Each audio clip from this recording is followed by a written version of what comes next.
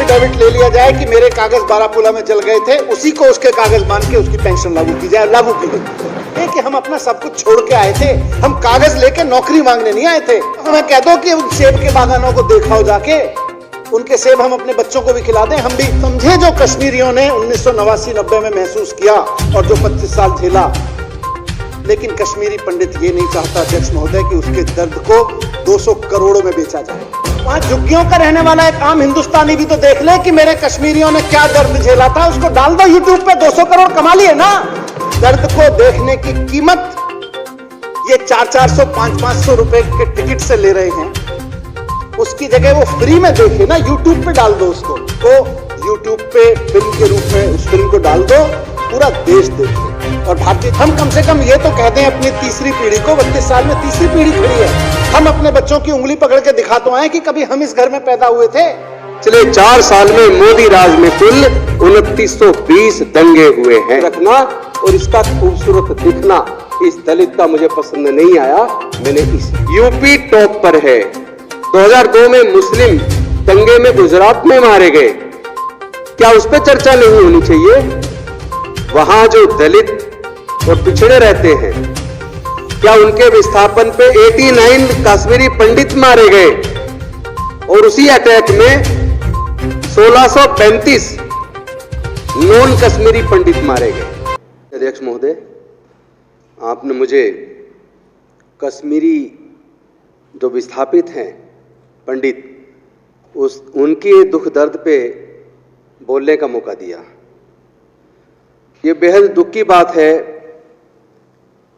कि कोई पार्टी विशेष किसी के जख्मों को भी राजनीतिक फायदे के लिए इस्तेमाल करती है। निश्चित तौर पर किसी के साथ भी दंगों में कोई भी लोग मारे जाएं, वो किसी भी जाति और धर्म के क्यों ना हो, उनकी बात होनी चाहिए, उनको न्याय मिलना चाहिए, उनको रिहेबिलिटेशन किया जाना चाहिए। लेकिन उनको रिहेबिलिटेशन करने की बजाय उनके जख्मों को बार बार किरोदा जाए, उसको राजनीतिक फायदे के लिए इस्तेमाल किया जाए, ये अच्छी बात नहीं है। और ये बहुत ही घटिया टाइप की पॉलिटिक्स है जो नहीं करनी चाहिए। मैं पूछना चाहता हूं विपक्ष के साथियों से जो अब सदन में मौजूद नहीं है लेकिन बाहर से सुन रहे होंगे, इससे पहले इनकी भी सरकार दिल्ली के अंदर रही, कांग्रेस की भी सरकार दिल्ली के अंदर रही, उस वक्त भी कश्मीरी जो शिक्षक थे, जो कॉन्ट्रैक्ट पे थे, उनको रेगुलराइज करने का काम बीजेपी या कांग्रेस की सरकार ने नहीं किया। उनको रेगुलराइज करने का काम अरविंद केजरीवाल की सरकार ने किया है। केवल दिखावा और ढोंग करने से काम नहीं चलेगा, आपको सच्चाई के साथ पीड़ित लोगों के साथ खड़ा होना होगा। न केवल उनको मरहम लगाने की जरूरत है बल्कि उसके साथ साथ उनको पुनर्स्थापित करने की भी जरूरत है। आज इसमें सदन के माध्यम से, आपके माध्यम से एक बात और कहना चाहता हूं। ये आरटीआई के माध्यम से जवाब मिला है 27/11/2021 को। इसका जवाब deputy superintendent of police headquarter Srinagar ने दिया है, जिसमें उन्होंने बताया कि 1990 में टेररिस्ट अटैक के द्वारा 89 कश्मीरी पंडितों की हत्या हुई और उसके बाद विस्थापन हुआ। बीजेपी इसको बार बार राजनीतिक फायदे के लिए भुनाती आई है। मैं बीजेपी से भी और दूसरी पार्टी कांग्रेस वगैरह उनसे भी पूछना चाहता हूं कि 89 कश्मीरी पंडित मारे गए और उसी अटैक में 1635 नॉन कश्मीरी पंडित मारे गए, तो क्या केवल 89 की बात होनी चाहिए? 89 की भी बात होनी चाहिए, उनको भी रिहेबिलिटेट किया जाना चाहिए। लेकिन इसके साथ साथ जो 1635 दूसरे लोग मरे हैं, क्या उनके दुख दर्द पे चर्चा नहीं होनी चाहिए? क्या उनको रिहेबिलिटेट नहीं किया जाना चाहिए? क्या यह न्याय होगा? और उसमें भी वहां जो दलित और पिछड़े रहते हैं, क्या उनके विस्थापन पे या उनके साथ जो अत्याचार वहां हुआ उसके ऊपर, उनके लोग जो मारे गए उसके ऊपर, क्या उसके ऊपर चर्चा नहीं होनी चाहिए? उनको तो कोई मुआवजा भी नहीं दे रहा। वो तो जहां क्लस्टर में रह रहे हैं वहां उस मकान पूरी जिंदगी बीत गई, उसको उसका मकान का हक भी नहीं मिल रहा। इस पे भी चर्चा होनी चाहिए अध्यक्ष जी। और साथ साथ आपके माध्यम से मैं कुछ पॉइंट आपके सामने रखना चाहता हूं। चूंकि ये मौका है, इस सदन के माध्यम से सच्चाई पूरे देश के सामने आनी चाहिए। किसी के साथ भी जुल्म हो तो हमारा ये फर्ज बनता है कि हम उसके मुद्दों पर बोलें। आपको याद है गुजरात के अंदर जिस तरह ट्रेन के अंदर जो लगभग 80 के करीब लोग जलाए गए, बहुत ही गलत हुआ। उसमें भी यह तथ्य शायद यहां सदन में किसी को पता नहीं होगा, उसमें मेजॉरिटी में दलित लोग जले, पर कभी दलितों के हत्या पे कभी चर्चा नहीं हुई, उनके रिहेबिलिटेशन पे कभी चर्चा नहीं हुई, उनको मुआवजे पे कभी चर्चा नहीं हुई। मतलब आप क्या, किसी के साथ भी जुल्म हो तो जुल्म पे सबको बोलना चाहिए, लेकिन क्या आप जाति और धर्म देखकर पूछकर बोलेंगे? क्या यह न्याय होगा? क्या यह न्याय का तगाजा होगा? और उसके बाद जो लगभग 3000 2002 में मुस्लिम दंगे में गुजरात में मारे गए, क्या उस पर चर्चा नहीं होनी चाहिए? क्या उनको रिहेबिलिटेट किया गया? क्या उनको पर्याप्त मुआवजा मिला? क्या उनको आज तक भी पर्याप्त मात्रा में न्याय मिला? चर्चा तो इस पे भी होनी चाहिए। वो कौन लोग हैं जिनका इस्तेमाल, जिनका ब्रेन वॉश करके, जिनका इस्तेमाल बेकसूर लोगों की हत्या करने के लिए करवाया जाता है? जो लोग ये हत्या करवाते हैं, जो लोग ये षड्यंत्र करते हैं, क्या उनको भी कभी सजा मिलेगी या नहीं मिलेगी? या केवल जिनका ब्रेन वॉश करके दंगा करने के लिए इस्तेमाल किया जाता है, क्या केवल उनकी चर्चा होगी? यह बेहद शर्मनाक है, निंदनीय है। जुल्म किसी के साथ भी हो उसकी चर्चा होनी चाहिए। ये जो डाटा इकोनॉमिक टाइम्स का डाटा है, 1,30,000 दलितों के साथ क्राइम 2018 से अभी तक हुए हैं।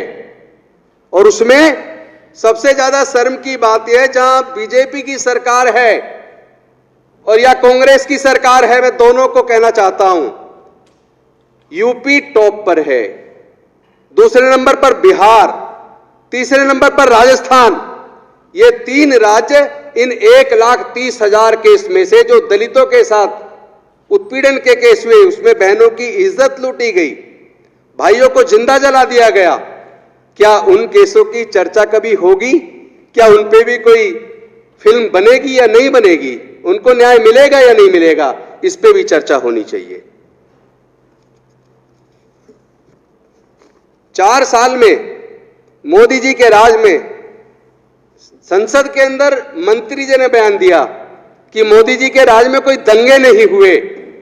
मैं ये आंकड़े आपके सामने पेश कर रहा हूं, ये आंकड़े मेरे अपने बनाए हुए नहीं है, ये आंकड़े भारत सरकार और अन्य राज्य सरकारों के द्वारा दिए हुए हैं, जो अखबारों के अंदर भी छपे हैं। पिछले 4 साल में मोदी राज में कुल 2920 दंगे हुए हैं। दंगे जब होते हैं तो इंसान मरता है, इंसानियत मरती है। अगर मरने वालों के जाति और धर्म को ढूंढा जाएगा तो कभी भी न्याय नहीं हो सकता। निंदा करनी चाहिए, ऐसी सब घटनाओं की निंदा करनी चाहिए और न्याय की मांग सबके लिए करनी चाहिए। किसी की जाति और धर्म पूछ के न्याय की मांग नहीं करनी चाहिए। और अध्यक्ष जी, ये देखिए, मैं ऐसे केस आपके सामने रख रहा हूं जिसमें दिल रोने लगता है, दिल दुखता है, और जिसके सीने में दिल होता है उसका दिल धड़कता है, उसी को रोना आता है। लेकिन जिनके सीने में दिल ही नहीं है उनके दिल धड़केंगे नहीं। अरविंद केजरीवाल के सीने में दिल भी है और वो धड़कता भी है। वो लोगों को जाति और धर्म पूछकर काम नहीं करते, वो लोगों की समस्याओं को देखकर काम करते हैं, उनका निदान करते हैं।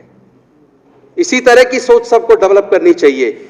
मैं पूछना चाहता हूं, 15 मार्च राजस्थान के अंदर, ये आप चेहरा देखिए, कितना खूबसूरत नौजवान है ये, आप भी देखिए कितना खूबसूरत नौजवान है ये। मनीष जी प्लीज आप भी देखिए, ये कोविड हेल्थ वर्कर है। जानते हो इसकी हत्या क्यों कर दी गई? जो इन्वेस्टिगेशन में पुलिस के सामने उसने बयान दिया, जितेंद्र मेघवाल ने, उसने कहा मुझे इसकी इस तरह की मूंछ रखना और इसका खूबसूरत दिखना इस दलित का मुझे पसंद नहीं आया, मैंने इसलिए इसकी हत्या की। जो देश के माननीय प्रधानमंत्री जी एक खिलाड़ी के बीमार होने पर स्वास्थ्य की कामना करके ट्वीट करते हैं, क्या जितेंद्र मेघवाल जैसे होनहार युवक की हत्या पे उनका दिल नहीं रोता? पत्थर के भी आंसू निकल जाते ऐसी घटना देखकर। इस पे नहीं बोलेंगे। माननीय अध्यक्ष जी,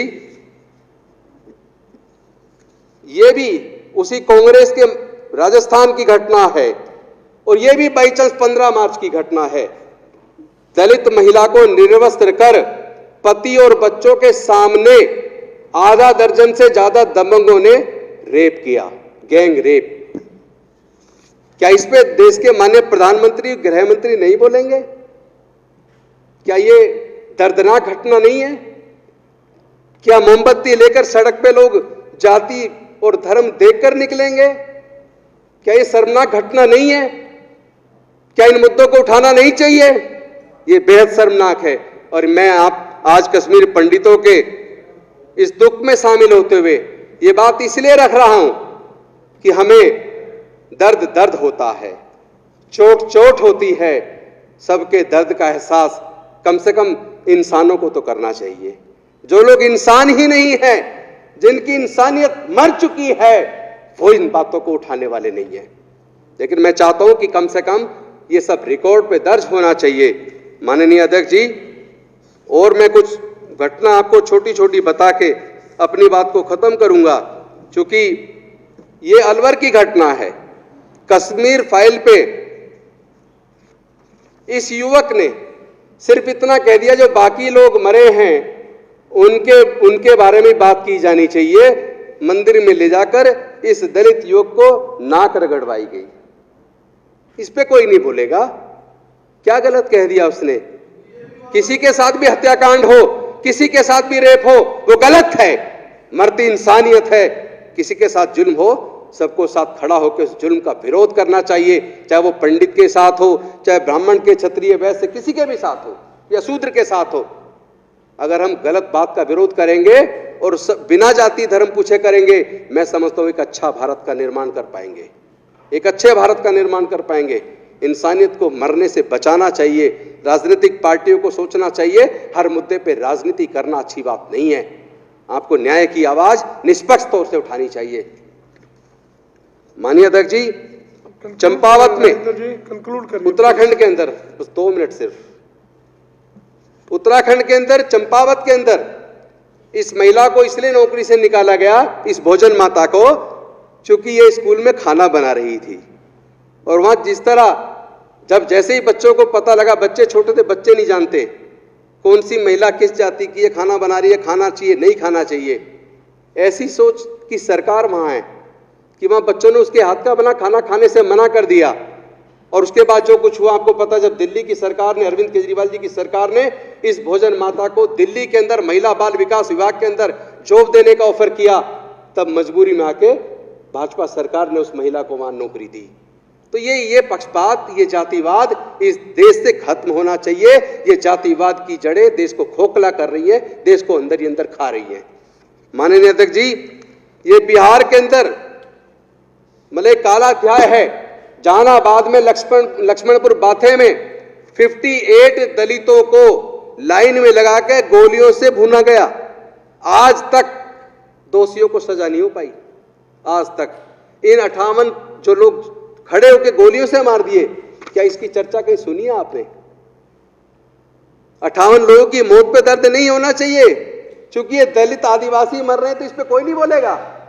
ऐसे चलेगा क्या? ये देश में चलने वाला नहीं है और जो लोग इस तरह का पक्षपात करते हैं उनको आने वाले समय में भुगतना पड़ेगा। ये न्याय नहीं है। मिर्चपुर के अंदर हरियाणा में जिस तरह हमारी बहन के साथ बलात्कार करके उसको जलाया गया, उनके घर वालों को मारा गया, गोहाना के अंदर हमारे लोगों को मारा गया, सैकड़ों घर जलाए गए, तुलीना के अंदर 5 लोगों को जिस तरह कपड़े धोते इस तरह पटक पटक के मार दिया गया, क्या उन पे चर्चा नहीं होनी चाहिए? मैं आपके माध्यम से ये मलियाना के अंदर 22 मई 1987 को 42 मुस्लिम युवक एक दिन और 72 मुस्लिम युवक अगले दिन ये मार दिए गए। इस पे कहीं आपने चर्चा सुनी है? मलियाना कांड मेरठ का सुना होगा आपने, इस पे कहीं चर्चा सुनी है? इन पे फिल्म नहीं बनेगी। केवल पैसा कमाने के लिए फिल्म लोग जो बनाते हैं, मैं कहना चाहता हूं अगर सच्चा दर्द उनका, अगर उनके अंदर सच्ची सहानुभूति कश्मीरी पंडितों के प्रति है तो कम से कम उस 200 करोड़ में से 150 करोड़ तो उनके पुनर्वास के लिए दे दीजिए, तब हम मानेंगे तुम्हारे अंदर उनके प्रति सच्चा दर्द है। माननीय अध्यक्ष जी, इस तरह के दंगों में हमेशा इंसानियत मरती है। ये युवा जो हाथ में औजार लिए हुए है, आप इनकी शक्ल देखिए, इसकी उम्र देखिए, कोई तो है जो इनका ब्रेन वॉश करता है। सच्चाई तो यह है कि हमें ऐसी शिक्षा नीति देश में लागू करनी चाहिए जिसमें सभी को क्वालिटी एजुकेशन मिले और वो भी जॉब ओरिएंटेड हो। क्योंकि जो बेरोजगार युवक होते हैं, डिप्रेशन के शिकार होते हैं, ऐसे युवाओं का ब्रेन वॉश करके दंगों में इस्तेमाल किया जाता है। ऐसे लोग भी मरते हैं और जिनको मारा वो मरते हैं, लेकिन जो बुद्धि चलाते हैं पीछे से, जो षड्यंत्र करते हैं, जो मरवाते हैं, जो दंगे कराते हैं, वो बच जाते हैं। ऐसे लोगों को सजा होनी चाहिए। अंत में मैं आपका धन्यवाद करूंगा, इस गंभीर मुद्दे पर मुझे आपने बोलने का मौका दिया और अपनी सरकार को, माननीय अरविंद केजरीवाल जी को, मनीष सिसोदिया जी को धन्यवाद करूंगा। इन्होंने कम से कम सच मायने में जो कश्मीरी पंडित है, जो अध्यापक थे, 100 से भी ज्यादा थे, उनको रेगुलराइज करके उनके दर्द को सही मायने में समझा और उसको सही, यही सच्ची सहानुभूति दी। दिल्ली के अंदर जो कश्मीरी पंडित हैं, उनको जो मुआवजा राशि दी जाती है तब से ही दी जा रही है। मुझे याद है 1995 के अंदर 30,000 कोर्ट में 16,54,689 रुपए की कश्मीरी पंडित फंड की चोरी हुई थी। इसलिए मुझे याद है कब से, 95 का तो मुझे याद है, कितने सालों से उनको जो मुआवजा दिया जा रहा है उसमें केंद्र सरकार भी देती है और एक हिस्सा दिल्ली की सरकार भी देती है। मुझे लगता है निष्पक्ष रूप से इस पे भी चर्चा कर लेनी चाहिए। जो देश के अंदर अलग अलग जगह दंगे हुए और उन दंगे से जो विस्थापित होकर दिल्ली में आकर झुग्गियों में बस गए, क्या उनके विस्थापन के लिए काम हुआ? क्या उन लोगों को मुआवजा मिल रहा है? मुआवजा हर उस व्यक्ति को मिलना चाहिए जो दंगे से प्रभावित है, निष्पक्ष रूप से मिलना चाहिए, उनको रिहेबिलिटेट किया जाना चाहिए। तभी सच्चे मायने में लगेगा कि हम ऐसे जो विस्थापित है, दंगा पीड़ित है, उनके प्रति हमारे सीने में दर्द है और उस दर्द को हम निवारण करने की दिशा में काम कर रहे हैं। बात सिर्फ इतनी सी है कि इनको कश्मीर फाइल से प्यार है और हम कश्मीरियों की बात कर रहे हैं। बात कश्मीर फाइल पे होती तो यहां खूब चीख चिल्ला रहे होते, फाइलें उछाल रहे होते। अब बात कश्मीरियों की आ गई है तो उठ के भाग गए हैं, क्योंकि बात यह है कि उसका जवाब नहीं दे सकते जो ऋतुराज ने बात की है। 8 साल से, चलिए अटल बिहारी वाजपेयी जी के समय पे जो हुआ, जगमोहन जी के समय पे जो हुआ, उन्होंने काफी जिक्र किया, वो बीते समय की बात है।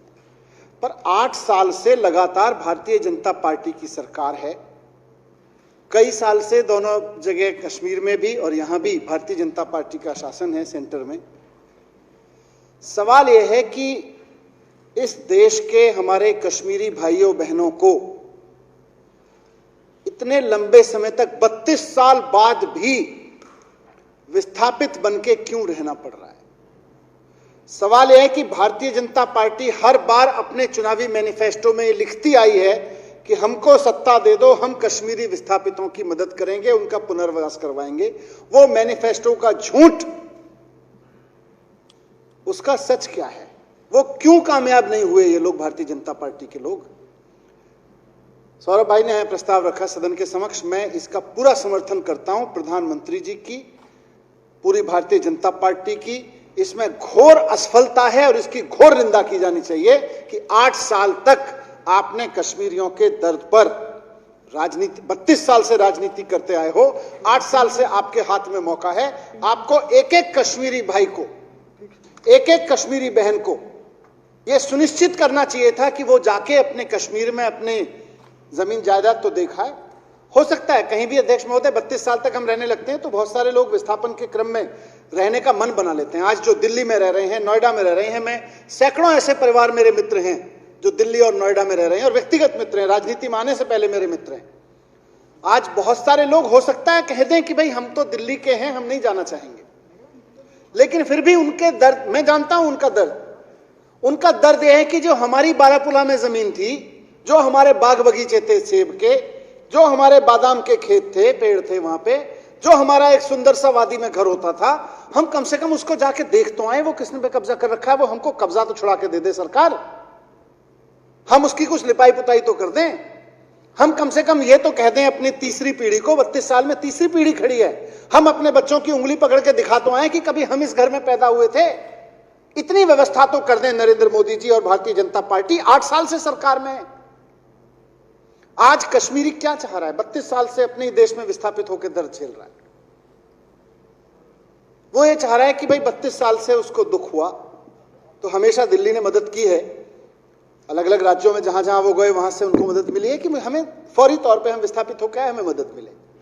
दिल्ली सरकार भी 3250 रुपए प्रति व्यक्ति लगातार दे रही है। एक परिवार में अगर 4 लोग हैं तो चारों लोगों को 3250 रुपए मिल रहा है। लेकिन वो तो एक अलग चीज है। दूसरा वो चाह रहा है भाई अब हमारे ऐसी सरकार है जो चाहती है कि कश्मीरी पंडित का विस्थापन हो। आज दिल्ली में मैंने सुबह अपने विधायक साथियों से पूछा, मेरी विधानसभा में भी रहते हैं लोग, पंपोश एन्क्लेव में रहते हैं, हर कई सारे साथियों ने बताया कि कहीं 150 परिवार, कहीं 100 परिवार, कहीं 200 परिवार, कहीं 500 परिवार रह रहे हैं। कुलदीप ने भी बताया हर जगह रह रहे हैं। वो दिल्ली वाले हैं, वो देश के हैं, वो दिल्ली के हैं, लेकिन उनका एक टीस ये है कि भाई वो हमारी जो जमीन हुआ करती थी, क्या हम उसे अपना कह सकते हैं जाके? क्या हम उसी स्वतंत्रता से जो 89 से पहले की अपना पंथा वहां जाके रह सकते हैं? 32 साल बाद भी अगर हम नहीं कर पाए तो इसमें केंद्र सरकार की घोर निंदा होनी चाहिए। और 8 साल भारतीय जनता पार्टी की सफलता है, इसीलिए उठ के भाग गए यहां से, क्योंकि हर बार मैनिफेस्टो में लिखते हैं कश्मीरी फाइल पर बात करो तो चिल्लाते हैं और कश्मीरियों पर बात करो तो उठ के भाग जाते हैं, क्योंकि जवाब नहीं है, क्योंकि नियत भी नहीं है। जवाब कुछ किया नहीं है, ये तो है ही है, नियत भी नहीं है। कश्मीरियों के लिए कैसे कुछ काम किया जाता है, इसको अरविंद केजरीवाल जी से सीखिए। 32 साल सौरभ भारद्वाज जी ने जिक्र किया, लगभग 25 साल तक कश्मीरी टीचर्स कॉन्ट्रैक्ट पे काम करते रहे दिल्ली के स्कूलों में। भारतीय जनता पार्टी की सरकार थी, 93 से लेके 98 तक भी रही, उसके बाद कांग्रेस की सरकार रही। 1 साल अरुण जेटली जी ने बजट भी रखा दिल्ली की तरफ से, इनका बीजेपी का ही शासन रहा 1 साल, लेकिन उसके बावजूद उन कश्मीरी टीचर्स को परमानेंट करने की इन्होंने फाइल तक नहीं चलाई और कश्मीरी टीचर्स धक्के खाते रहे।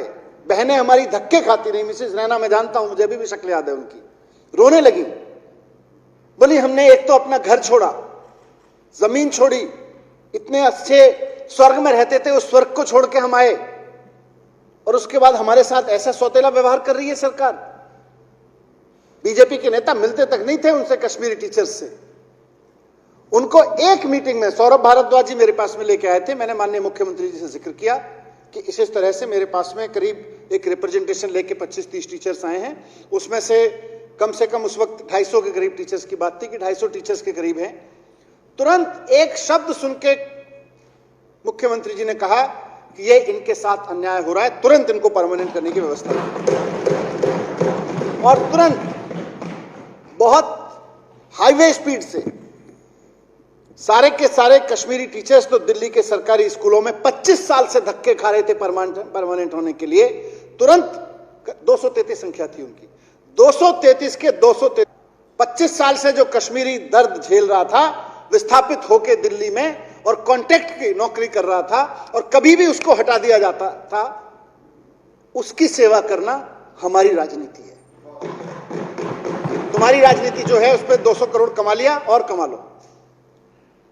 और क्यों धक्के खा रहे थे वो? क्योंकि कश्मीर से आए थे।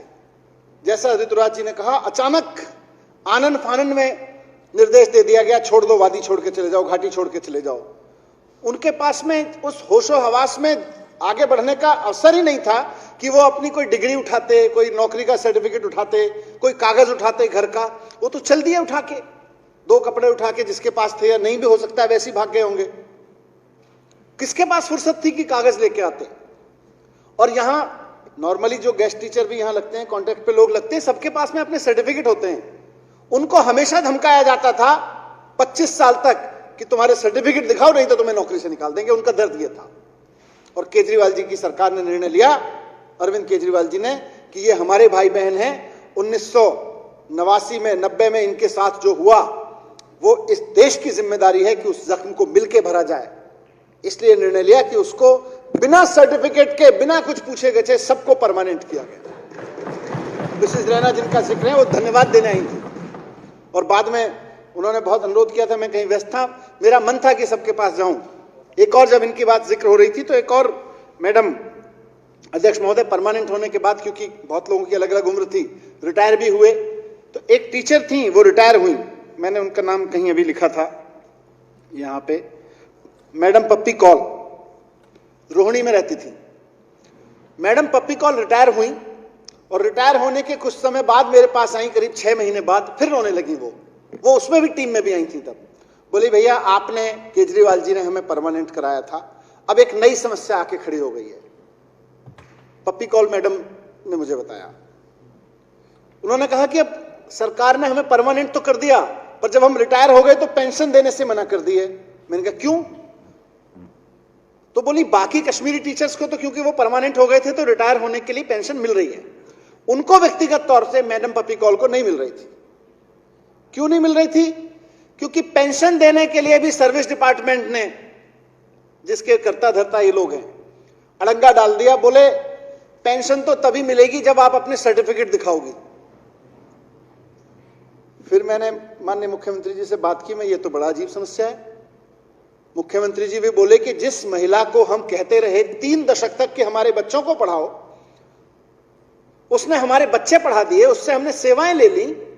अब जब उसकी सेवाओं के बदले पेंशन देने की बारी आ रही है उस कश्मीरी महिला की, कश्मीरी पंडित महिला की, जिसने विस्थापन झेला, जिसने 25 साल तक हमेशा तलवार झेली कि नौकरी से निकाल देंगे, सरकार ने उसको, केजरीवाल जी ने परमानेंट करा दिया, उसके जख्म थोड़े से भरे होंगे, लेकिन फिर जब उसके पेंशन मिलने की बारी आई तो फिर ये कहते हैं कि नहीं नहीं, उसको पेंशन नहीं दी जा सकती, उसके कागज जमा नहीं है विभाग के पास में, सर्विस रिकॉर्ड में उसके कागज जमा नहीं है।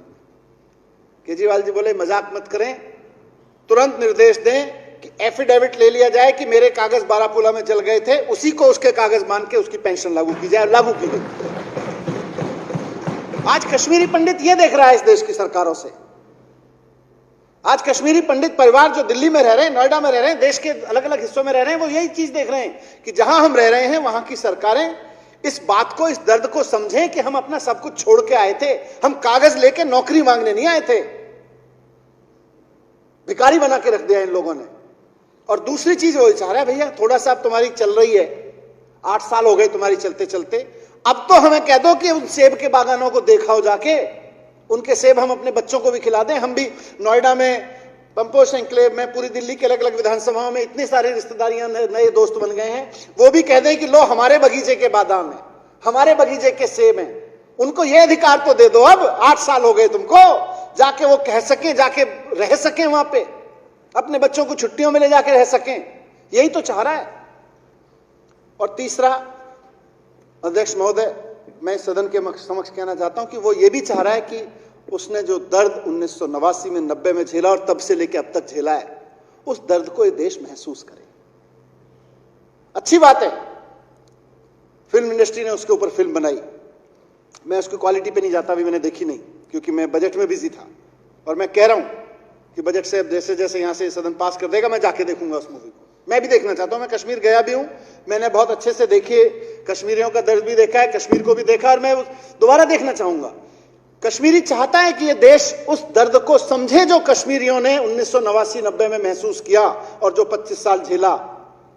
लेकिन कश्मीरी पंडित ये नहीं चाहता अध्यक्ष महोदय कि उसके दर्द को 200 करोड़ में बेचा जाए।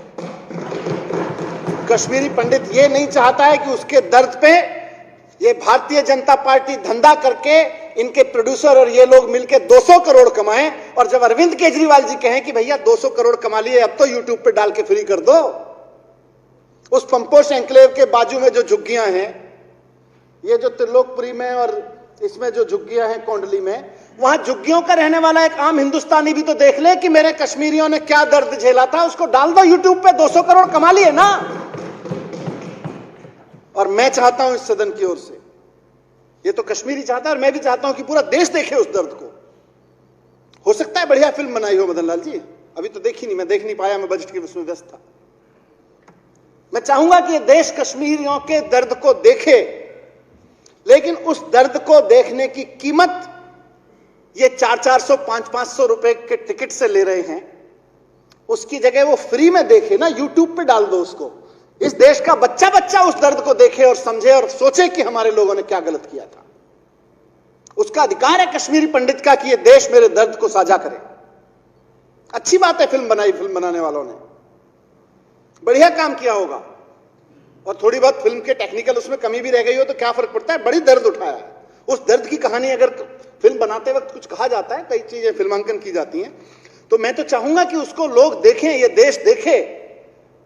अब 200 करोड़ कमा लिए, बहुत कमा लिया, अब उस दर्द को यूट्यूब पे फिल्म के रूप में उस फिल्म को डाल दो, पूरा देश देखे। और भारतीय जनता पार्टी से मैं इसलिए रिक्वेस्ट कर रहा हूं क्योंकि इन्होंने खूब प्रचार किया है उस फिल्म का। तो जब प्रचार किया है आपने उस प्रोड्यूसर के लिए उस फिल्म का, तो थोड़ी सी इतनी भी चला लो कि भाई अब 200 करोड़ कमा लिए, अब तो यूट्यूब पे डाल दो। और जब प्रोड्यूसर इनकी इतनी बात मान ही रहा होगा, इनका अपना ही होगा, तो उससे मेरी हाथ जोड़ के भारतीय जनता पार्टी से और उनके माध्यम से उनके प्रोड्यूसर से यह भी विनती है कि भाई देखो बहुत दर्द सहा है, उनके दर्द पे आपने फिल्म बनाई है, अच्छी बात है। मैं भी देखने जाऊंगा, 200-400 रुपए का जो भी टिकट होगा लेके देखने जाऊंगा। मेरे वाले को भी, इनके वाले को भी, इनके वाले को भी, इस देश के लोगों ने कश्मीरी पंडितों का दर्द देखने के लिए जो पैसे दिए, उस 200 करोड़ को इकट्ठा करके उन कश्मीरी पंडितों को दे दो। उन कश्मीरी पंडितों के जले हुए घर अभी इंतजार कर रहे हैं, उन कश्मीरी पंडितों के उजड़े हुए बागान इंतजार कर रहे हैं, उस पर किसी ने कब्जा कर रखा होगा। एक फाउंडेशन बनाओ, और फाउंडेशन नहीं भी बनाओ, बहुत सारी कश्मीरी पंडितों की वेलफेयर फाउंडेशन पहले से ही बनी हुई है। ये 200 करोड़ का 200 करोड़ रुपया कश्मीरी पंडितों के वेलफेयर के लिए दे दो, वो जाके अपने घर के चौबारे ठीक करा लेंगे कश्मीरी पंडित। खूब करो।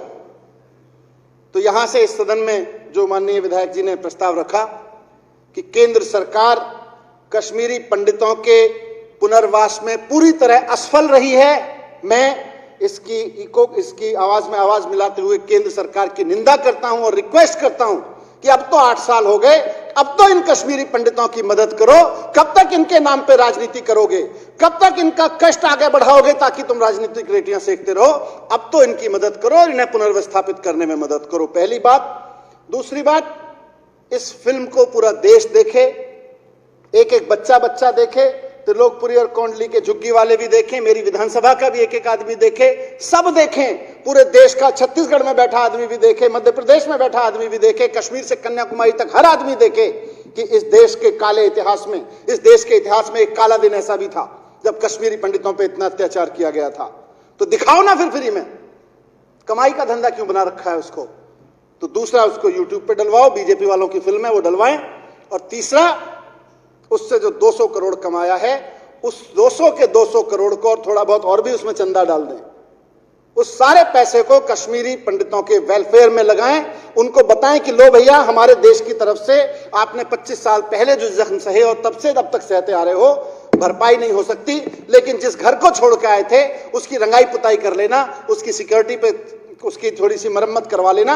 ये 200 करोड़ तमाम कश्मीरी पंडितों के लिए दान कर दिए जाएं। ये अध्यक्ष महोदय, थैंक यू।